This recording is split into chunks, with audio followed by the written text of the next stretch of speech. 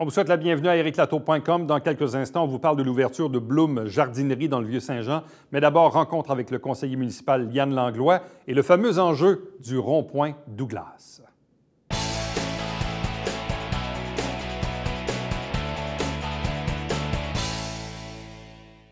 Comme on le fait à chaque début de saison, on reçoit à tour de rôle les différents élus municipaux de la ville de Saint-Jean-sur-Richelieu. Parlons des enjeux de ville, mais des enjeux de quartier également. Aujourd'hui, on reçoit Yann Langlois, conseiller municipal dans Prévert-Marie-de-Rome, Normandie-Ouest, district numéro 10. Bonsoir et bienvenue. Bonsoir. Comment se passe le mandat, monsieur le conseiller? À date, ce mandat, maintenant, ça va quand même relativement bien, malgré tout ce que les gens pensent ou ce qu'on voit là, au niveau du conseil.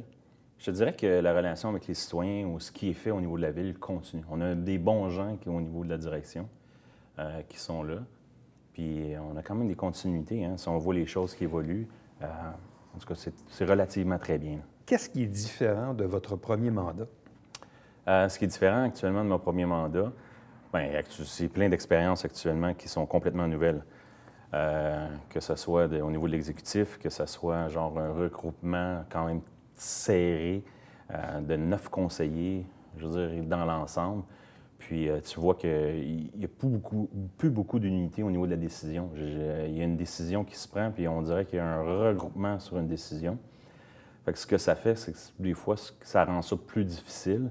Puis il y a beaucoup de politique à l'arrière qui se fait. Puis des fois, des politiques de bas étage aussi, des coups bas pour rien. Puis dans le fond, ça n'avance à rien. Ça fait... je trouve que ce que ça fait des écrits dans les médias sociaux, ça fait des écrits au niveau des journaux, dans l'ensemble. Mais forcé d'admettre que la Ville continue d'avancer pareil. Dans certains gros dossiers, on peut regarder 80-90 reste encore qu'on est à l'unanimité. Mais sauf que toute cette dynamique-là, moi, je n'avais jamais vécu ça avant. C'est une dynamique, c'est une guerre... Moi, j'ai l'impression d'être à l'école secondaire, peut-être même au primaire. Je veux dire, avec... Est-ce que tout le monde a une part de responsabilité là-dedans? Je pense qu'on a tous une part de responsabilité, mais actuellement, ce que ça fait, c'est comme un peu, je disais à la blague, là, une guerre de l'école au secondaire, mais c'est pas loin de ça, sauf qu'on utilise des choses d'adultes. Tu sais, je veux dire, quand tu es jeune, tu es au secondaire, ben, je veux dire, dans l'ensemble, ça fait pas trop mal, mais aujourd'hui, on vit avec les mêmes égos, même un peu plus gros, mais ce qu'on fait, c'est qu'on pose des gestes qui sont envers des gens qui sont vraiment pas corrects. Je ne veux pas revenir en arrière, je ne veux pas faire l'histoire, là, mais on attaque des gens personnellement, continuellement. Puis ça, c'est de bas étage un peu. Comment entrevoyez-vous maintenant la deuxième année du deuxième mandat? Parce que là, évidemment, vous avez appris à vous apprivoiser, ouais. À peut-être mieux vous aimer, vous apprécier. Mais là, on entre dans la deuxième année. Là, c'est vrai, il y a un nouveau règlement là, qui est en vigueur depuis la dernière Assemblée. Bref, bon, est-ce que ça va améliorer? Non, l'histoire nous le dira. Mais comment vous voyez un peu le début de cette deuxième année du mandat? Honnêtement, je ne suis pas en accord de ce qui vient de se passer. La décision a été prise. Je faisais partie des gens qui sont contre. On enlève de la place aux citoyens, ça c'est sûr et certain. Qu'on met ça un mardi ou lorsque, dans les 20 dernières années, c'était le lundi, les gens avaient créé une habitude. Même comme conseiller, on finit par se créer une habitude ou une horaire à l'entour du lundi soir et ainsi de suite. Là, on fait des déplacements. Pourquoi? Quelle valeur ajoutée qu'on va avoir une session par mois, dans le fond, tout ce qu'on va empêcher, c'est on va empêcher les citoyens de créer du mouvement ou de donner leur parole. Moi, ça, j'entrevois pas ça de bel augure. Ce que je vois, par exemple, moi, dans mon 2019, c'est de plus en plus comme conseiller, je vous dirais, dans les 6 derniers mois, c'est comme une zone de détachement entre je suis conseiller municipal et je siège avec les autres conseillers. Siéger avec les autres conseillers devient de plus en plus difficile, puis devient une certaine forme de polémique qui n'est pas très efficace, puis pas très efficient. Sauf que de l'autre côté, moi, j'ai un rôle à jouer important pour mes gens et pour mon secteur à moi. Et ça, j'aime autant mieux concentrer 80-90 du montant, je veux dire, pour mes citoyens. Moi, je représente les gens de Marie-de-Rome, de Prévert. Je veux être près de ces citoyens-là, puis je veux m'assurer que dans ma zone, ça soit couvert. Dans les autres situations qui, dans les 4 dernières années, c'était agréable, là, ça devient un peu n'importe quoi, un peu des fois loufoque. Bon. Parlons justement des enjeux de quartier. Le quartier numéro 10, c'est un quartier dans lequel il y a pas vraiment ou plus vraiment de place à développer, Non. on s'entend? En tout cas, certainement pas au niveau résidentiel et domiciliaire. Donc, c'est quoi les enjeux des citoyens qui habitent ces secteurs-là? Parce que là, en plus, évidemment, c'est entrecoupé par l'autoroute, là. Secteur Prévert, puis secteur Marie-de-Rome de l'autre côté, dans la Normandie. C'est quoi les enjeux de ces citoyens-là? Bien, actuellement, c'est un maintien. Hein. Je pense que la majorité des gens, surtout Prévert, on a des jeunes familles qui y habitent. Donc, en 2019, on en a parlé en 2018, puis ça fait partie de mon mandat, mais en 2019, le 30 km/h, le 40 km/h, les zones de vitesse, va avoir, tu sais, il faut mettre ça en place. C'est le projet pilote, je sais qu'il faut mettre ça en place. Ça, c'est mon objectif personnel. Ça pourrait commencer par chez vous, ça? Oui, bien oui. Et je veux dire, ça pourrait commencer par chez nous. Ça, pareil, je veux dire, 2019, c'est ça. Ça, c'est un point pour moi. Le deuxième des points, c'est de terminer aussi ce qui se passe avec Goudzo. En espérant que tout, dans son ensemble, on termine ce qu'on a commencé.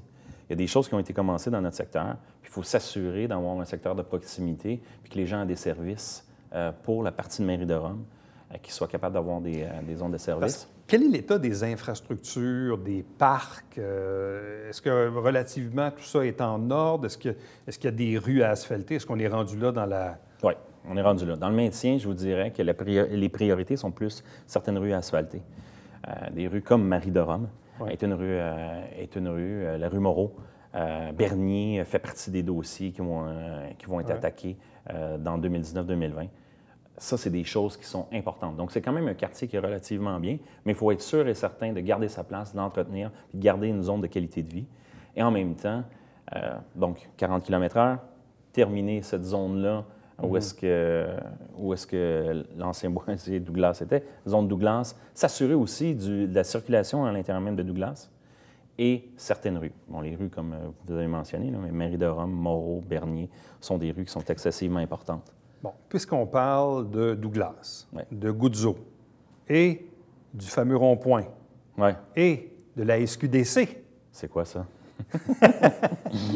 La Société québécoise du cannabis qui est dans ce quartier. Là, on le voit, là, puis même dans les dernières années, la circulation dans le rond-point Douglas, boulevard Saint-Luc était déjà exécrable. Là, on voit la SQDC qui arrive avec des files d'attente. On va voir si ça va durer. Mais il y a Goudzo là, qui va attirer quand même des centaines, voire des milliers de personnes. Là, les gens se disent, si ça a l'air de ça en ce moment, ça va être quoi quand le cinéma va être ouvert, puis qu'il va y avoir d'autres restaurants à côté? Bref, c'est quoi l'avenir du rond-point Douglas? Écoutez, l'avenir du rond-point Douglas, il faut regarder. Tu soulèves un excellent point. Une des choses, c'est qu'il y a une étude de circulation qui a été mise là en même temps que la construction, parce qu'il faut revoir Douglas. De la façon qu'elle est là, avec ce rond-point-là, ça ne fonctionnera pas. Donc, il faut revoir Douglas et revoir l'aménagement de Douglas pour être sûr et certain, justement, de ne pas congestionner cette partie-là. On se retrouve avec le rond-point qui... Le rond-point est fait à 1 voie et demie. En plus? C'est un rond-point à 1 voie et demie, non pas un 2 voies et demie, comme la majorité des gros ronds-points qu'on voit dans l'ensemble de la Rive-Sud ou même à Montréal. Ça crée un bouchon déjà dans son ensemble. Fait que c'est sûr et certain que, imaginez-vous, je vois ça au pire, là, mais lorsque je l'ai établi, lorsque j'ai parlé avec la circulation, avec les gens de la circulation et avec les gens de Goudzo, il faut avoir une étude. Pourquoi? Si jamais Goudzo rentre puis il va y avoir trop de voitures, imaginez-vous que l'achalandage se met sur la 35. C'est terminé, là. On se ramassera et ça va vite arriver. Si les gens arrivent d'Iberville, arrivent de tout cet ensemble-là, arrêtent à Goudzo, cet échangeur-là va vite être bloqué. Je veux dire, un mardi soir. Là. Et même quelqu'un me faisait remarquer, parce que la façon dont le terre-plein est fait sur Douglas, exemple, moi qui habite NDL, si je m'en vais à Goudzo, je prends le viaduc Pierre-Caisse, je tourne à gauche sur Douglas, en avant du Pizza Hut. Mais là, pour aller à Goudzo, je fais quoi? Le terre-plein n'est pas ouvert. Je dois me rendre, dans le fond, jusqu'au IGA Express, et là, je vais devoir faire un demi-tour, un U-turn, à peu près ça, un bon québécois, pour arriver à l'entrée du cinéma. Même chose pour sortir. Si je veux sortir, je vais m'en aller vers Pierre-Caisse. Mais si je veux aller prendre le rond-point, qu'est-ce que je fais? Je vais me rendre jusqu'à Racine, en avant de la rue de Rome. Là, je vais faire un autre virage en U pour revenir sur mes pas pour me rendre jusqu'au... Ça va être incroyable. Ça va être épouvantable. Fait que c'est pour ça que c'est toutes ces questions-là qu'il faut revoir, qu'il faut s'assurer. pour être sûr et certain que ça soit efficace actuellement. Parce que ça ne l'est pas. Ça n'a pas Et été, dans quel délai? pas... Parce que là, le cinéma va finir par ouvrir, bon, je ne sais pas trop quand, mais là, la structure semble être là, les fondations en béton sont là. Je ne sais pas s'ils ont monté la structure récemment. Non. On verra. On ne veut pas mettre de date d'ouverture sur le cinéma. On va attendre qu'il soit ouvert, mais on sait qu'il va ouvrir. Éric, à tous les fois, puis actuellement, on m'avait mentionné un moment 2017, un moment donné 2018.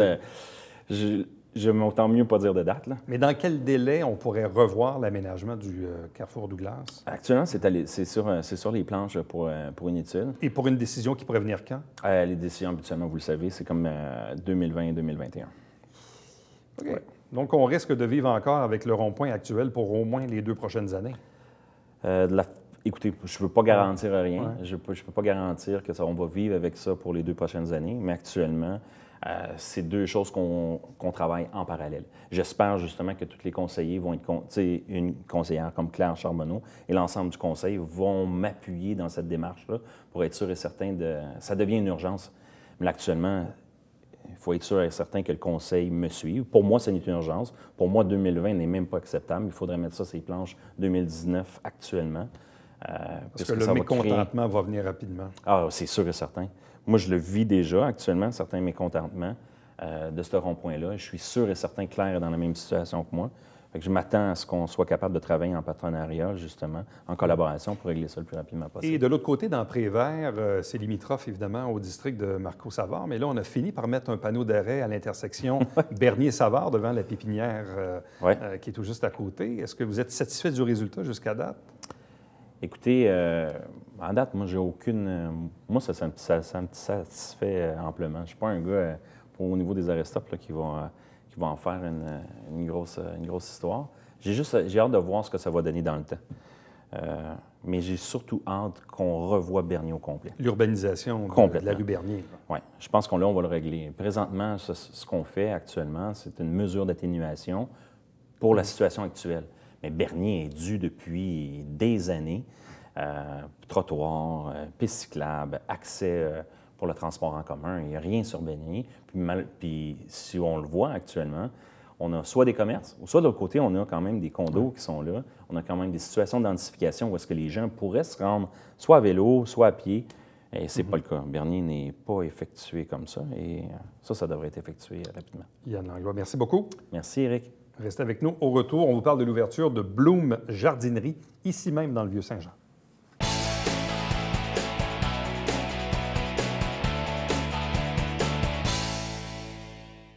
Mesdames et messieurs, bonjour et bienvenue à la Justice entre nous. Mon nom est Serge.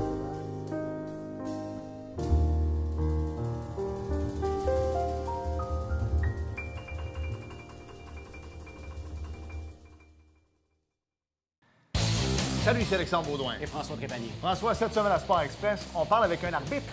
Oui, moi je l'aime beaucoup. Maxime Etier, Saint-Jean-sur-Richelieu, qui arbitre dans la LHJMQ. Y a-tu un beau parcours, lui? Vraiment. Oui, manquez pas ça.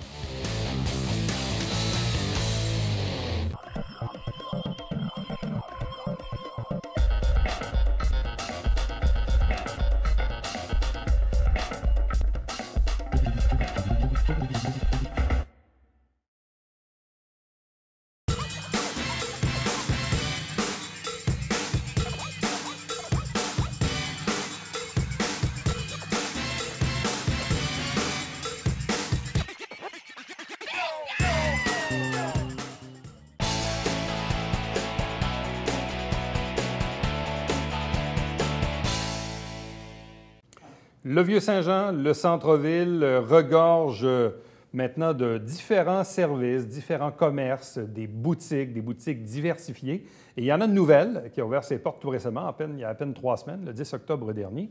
C'est Bloom Jardinerie, avec nous, leurs 2 copropriétaires. Myriam Dubois, bonsoir. Bonsoir. Accompagnée de Marie-Ève Poisson, bonsoir et bienvenue. Bonsoir. Ce que je trouve intéressant, c'est qu'on est souvent porté à dire, on parle souvent d'espace boutique. Mais là, dans votre cas à vous, on parle d'espace botanique. Oui, c'est ça. J'ai trouvé la nuance intéressante. Premièrement, le concept vient d'où? À quel moment avez-vous eu l'idée de dire, tiens, on va s'ouvrir un espace botanique dans le Vieux-Saint-Jean, puis on va appeler ça Bloom Jardinerie, pardon. On est des filles d'idées. On est des filles aussi entrepreneurs. Puis à un moment donné, c'est une idée qui a popé. Puis justement, le Vieux-Saint-Jean, comme vous l'avez dit, a une offre vraiment incroyable pour les résidents puis pour tous les gens qui visitent. Puis bien, les plantes, il n'y en avait pas. Il n'y en avait pas vraiment une gamme complète. Puis on a décidé d'ouvrir simplement, d'aller vers la jardinerie, puis d'offrir des plantes vertes, tropicales, grasses, même en soie aussi. Puis là, on a développé aussi notre offre de service après ça. Quelles étaient vos connaissances ou compétences dans le domaine? Bien, c'est sûr qu'on n'a pas fait de cours d'horticulture, mais je pense que c'est la passion de ça. On est toujours en train de se renseigner aussi via Internet. On a beaucoup de gens dans le milieu, là, nos représentants dans les serres ou dans les entrepôts de plantes, qu'on demande l'info quand on la connaît pas ou moins. C'est pas mal comme ça qu'on se renseigne. C'est quand même pas compliqué là, non plus. Là. Mais c'est ça notre expertise qu'on a, c'est plus la passion. Bon. C'est pas un fleuriste. Non. Donc, on vend des plantes. Oui. Bon. Et en quoi vos plantes sont-elles différentes que celles qu'on peut parfois aussi retrouver dans certaines boutiques ou dans certains fleuristes? C'est quoi la différence? Bien, c'est sûr qu'on va retrouver des plantes chez Bloom qu'on va retrouver dans des fleuristeries, c'est sûr, parce qu'il y a aussi une mode à ça. Mais en fait, on a une belle grande variété avec des producteurs du Québec. Puis on a aussi des importations des pays du Sud.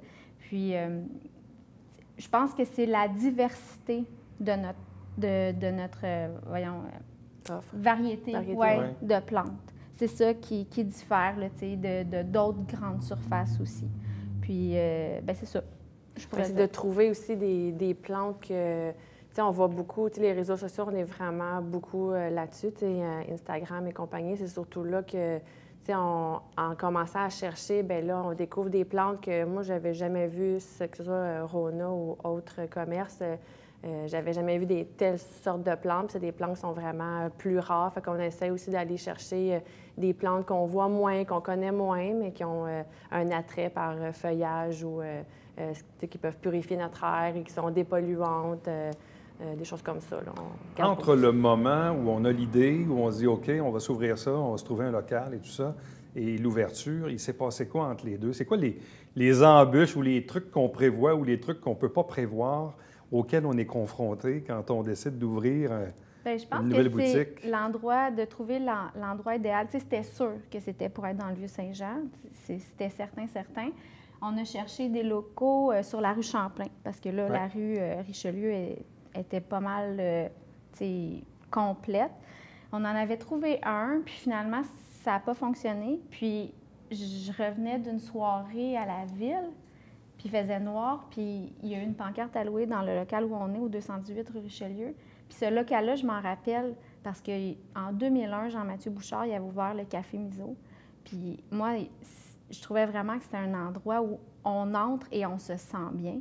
Puis je m'étais dit, si un jour j'ai un local dans le Vieux-Saint-Jean, je veux que ça soit lui. Fait que c'est comme si pendant presque 20 ans, j'ai visualisé cet endroit-là. Non, mais c'est ça, pareil. C'est de la grande parce visualisation. que j'ai appelé Maria, j'ai dit, le local, il est loué, il est alloué. J'ai appelé le propriétaire. OK, on a visité le lendemain. Là, il y avait 2 personnes, puis finalement, il était à nous. T'sais. Fait que c'était comme un signe. Mais après ça, des embûches, je pense que ça a été la gestion du temps. Puis, on est 2 mamans aussi. Ça a été de concrétiser. Je trouve qu'on a été quand même assez rapide aussi. Là, on a eu l'idée au mois de mars. Des embûches. Je trouve pas qu'on a eu tant d'embûches. C'était plus de trouver... oui, on voulait des plantes, là, évidemment, mais on était consciente qu'on ne pouvait pas non plus juste se fier à nos plantes pour faire fonctionner l'ensemble de la boutique puis de ce qu'on voulait faire. Fait que c'est ça, de la recherche de nouveaux produits, d'ambiance, le cocooning, le retour un peu plus justement au naturel, au moment présent. Fait que c'était cette recherche-là qui était un peu plus... Mais on partait de ardue, zéro. C'est ça, on partait de zéro. Bon, juste pour bien situer les gens, vous êtes sur la rue Richelieu, pas très loin d'ici. Bon, d'une part, il y a l'ancien bâtiment des Jardins, il y a le comptoir-restaurant, il y a les Bonnes Sœurs. Vous êtes où là-dedans? Bien, juste à côté des Bonnes Sœurs. Oui, à côté, entre la tasse au museau et les Bonnes Sœurs. Donc, entre les deux. Oui. Et ce local-là avait quoi auparavant? Est-ce qu'on s'en rappelle? Oui, c'était une esthéticienne. OK. Oui. Donc, qui était la dernière locatrice des lieux. Oui, puis il passait vraiment inaperçu parce que c'était sur rendez-vous. C'est ça. puis, Et c'est un local qui n'est pas très large, qui est tout Oui, petit. c'est ça. Il n'est pas très Mais il faut que tu l'habilles, il faut que tu y mettes quelque chose pour le remarquer parce que moi, je le voyais parce que, tu sais, quand tu prends le match, j'étais bien curieuse, je regardais qu'est-ce qu'il y avait comme locaux, mais ça passait, je trouvais ça plat, ça passait vraiment inaperçu et c'était un petit local sur l'une des belles rues de Saint-Jean. Bon. Et si la volonté était de s'établir dans le Vieux-Saint-Jean, visiblement, l'enjeu du stationnement n'était pas tant un enjeu que ça pour vous. Non. Ben non, je veux dire, quand tu veux aller quelque part, tu trouves un endroit où te stationner, puis venir, puis ça finit là. Chez moi, le stationnement, on va à Montréal, on tourne, on tourne. Ici, on tourne. C'est pas un problème. Non. Bon. Et les gens qui sortent de la boutique avec, je ne sais pas, est-ce que c'est gros, petit, moyen, grand, ça peut ressembler à quoi, disons, le plus gros truc qu'on peut acheter chez vous? C'est gros comment?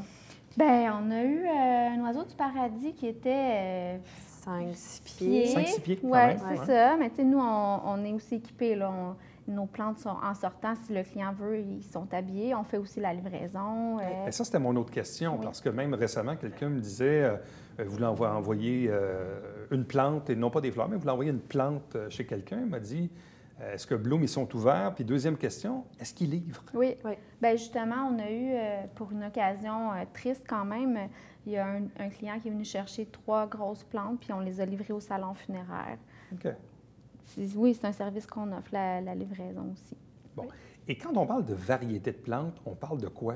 Le néophyte en moi, là, moi, les plantes, pour moi, c'est des couleurs. Oui. J'ai pas la mémoire des noms. Mais pour les gens qui connaissent ça, là, c'est quoi les variétés de plantes que vous avez? Bien, en fait, là, on a l'oiseau du paradis. Ça, c'est Une plante tropicale. Une plante tropicale très grande. On a la Monstera qui a été une des plantes les plus populaires Instagrammées ever, je pense. Là. Fait que ça, on a celle-là. On a des fougères. On va avoir les succulentes, des... Bien, on a les plantes tropicales, ça, les plantes vertes. Mais c'est pas tant une différence, c'est plus vraiment le look que tu vas avoir aussi. Aussi, la luminosité, l'ombre, l'entretien. Si, justement, tu connais vraiment ça, tu peux avoir une plante qui demande un peu plus de soins. C'est ça, les variétés de plantes, là. C'est souvent au niveau du look. Puis après ça, c'est, bon, est-ce que j'ai le temps de m'en occuper? Où tu veux la placer, qu'est-ce que tu veux faire avec? Parce qu'on a même eu une demande pour faire un peu des divisions avec des végétaux, en fait. Oui. Fait que ça aussi, c'est une... Et pour vous, cet amour des plantes, ça venait d'où? Cette passion-là que vous aviez toutes les deux? Bien, c'est ça. Moi, je vais être super honnête, c'était pas une passion, les plantes. Je pense que Marie-Ève, elle, à un moment donné, elle trouvait qu'il y avait trop de déco chez elle, puis elle a rentré juste des plantes, puis là, tout de suite, elle s'est sentie bien. Elle m'a partagé cette passion-là, puis c'est vrai, tu sais, les gens, la première chose qu'ils nous disent quand ils entrent, mon Dieu, qu'on se sent bien. Ouais. La plante a vraiment un pouvoir de... Apaisant. Oui, c'est ça. Même c'est chaleureux. Oui. Quand on rentre, on se sent... On se sent bien. Oui, c'est ça. Mais je pense aussi que de plus en plus, tu sais, il y a quand même ça qu'on va de moins en moins, entre guillemets, dehors et dans la nature. Fait que l'idée de rentrer un peu la nature chez soi, de faire, tu sais, de jouer dans la terre, tu sais, c'est le fun, ça fait du bien. Puis moi, je trouvais aussi que l'idée de consommation des bibelots un peu partout, qu'après un an, c'est plus à la mode, tu jettes, ça ramasse la poussière. Moi, j'étais vraiment tannée de ça. Puis dans la maison qu'on a en ce moment, bien, j'avais presque pas de décoration. Puis je m'étais dit, il me semble, mettre les plantes, ça ferait du bien de décorer avec ça. Puis ça passe pas mode. Tu n'as pas envie de t'en débarrasser. Parce que là, il me semble qu'elle n'est pas belle, celle-là, où elle ramasse la poussière, tu mets ça au vidange. Tu n'as pas le goût de faire ça. Tu as le goût de t'en occuper, puis d'en prendre soin. Puis c'est d'être là, puis d'être à l'écoute aussi. Bon, si votre ouverture, donc, s'est effectuée le 10 octobre dernier, ça a drôlement bien coïncidé aussi avec mon vieux Saint-Jean la nuit, où il y a eu plus de 30 000 personnes qui ont circulé dans le centre-ville ce samedi soir-là. Et sur les 32 000, il y en a quelques-uns qui sont rentrés chez vous. C'était quoi les premières réactions quand les gens sont rentrés? Bien, tu sais, ça fait longtemps que vous êtes ouverts. On me semble qu'on n'a jamais vu ça. Bien oui, ça fait 2 jours qu'on est ouverts, c'est normal. Mais tu sais, c'était vraiment... tu sais, on a eu que des bons commentaires, vraiment. même si l'endroit est très petit, petit, on a travaillé en collaboration avec Caroline d'Autour de la table. C'est elle qui a fait le design de l'espace. Puis, elle a vraiment pris en considération nos besoins versus notre espace restreint. Puis, elle a fait vraiment, de la magie, là. Pour vrai... C'est vrai, c'est chez nous. Je suis zéro objectif, mais c'est vraiment beau. Avez-vous senti dans les jours qui ont suivi Mon Vieux-Saint-Jean la nuit, des gens qui étaient passés, qui avaient vu des trucs chez vous, puis après qui sont revenus là, dans un mode de consommateur? Oui, non, on a eu une réponse extraordinaire. Là, même les médias sociaux, c'était ça. C'est comme un super bel accueil, je pense. C'était chaleureux comme la boutique. Oui, c'est ça que ça fait. On était bien accueillis. Bon. Et là, maintenant... Là, il faut l'opérer. Qu'est-ce que ça demande maintenant au quotidien, aujourd'hui? Hein? Bien, ça demande des heures et des heures. Ça demande de trouver l'équilibre, beaucoup de communication, vérifier très souvent l'agenda. Oui, c'est ça. C'est surtout ça. Je pense que ça prend une bonne communication. On a aussi quelqu'un qui travaille avec nous, qui nous épaule aussi beaucoup, et nos mamans aussi qui sont là, parce qu'elles sont de vraies passionnées de plantes. Elles nous ont donné un bon coup de main. Moi, ma mère est venue transplanter des lierres parce qu'on a eu un événement avec le Festival des Montgolfières, puis on avait 150 lierres. Tu sais, il faut en prendre soin. Fait que c'est ça. Ça demande de l'aide. Alors donc, Bloom Jardinerie, espace botanique au 218, rue Richelieu, entre les Bonnes Sœurs et le Café Canin. Donc, c'est ouvert depuis 3 semaines. Donc, allez faire votre tour. Merci beaucoup et bonne chance pour la suite. Merci. Restez avec nous puisqu'au retour, on vous présente le Babière quotidien.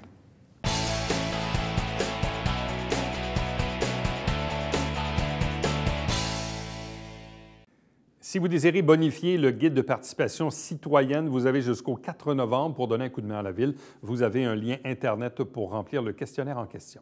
Chaque semaine, des extraits du Conseil de Ville et chaque dimanche matin, c'est bien sûr le Télébingo. Il y a 30 dépositaires dans la région pour acheter vos petits livrets.